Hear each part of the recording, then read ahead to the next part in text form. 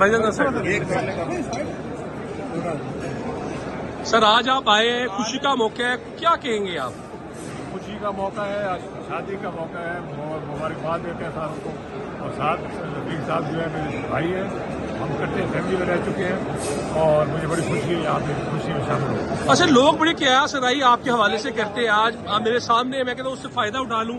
क्या समझते हैं कि कोई है, कोई हिलजुल नजर आती है कि ये सिर्फ ये दोस्तियां ही हैं, बस इस तरह चलती रहेंगी? भाई दोस्ती बहुत पुरानी है और इंशाल्लाह यूं ही चलेंगे। तो जहाज का रुख कभी इस तरफ भी आएगा?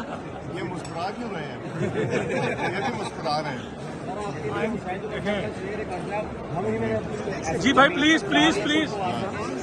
जी सर।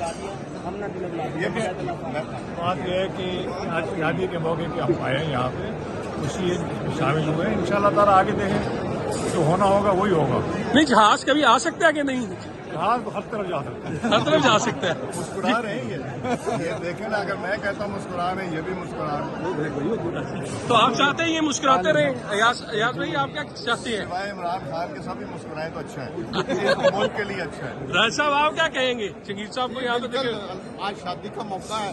दूल्हे ये लग रहे हैं आज तरीन साहब। जी माशाल्लाह, मुबारक देता हूँ मैं।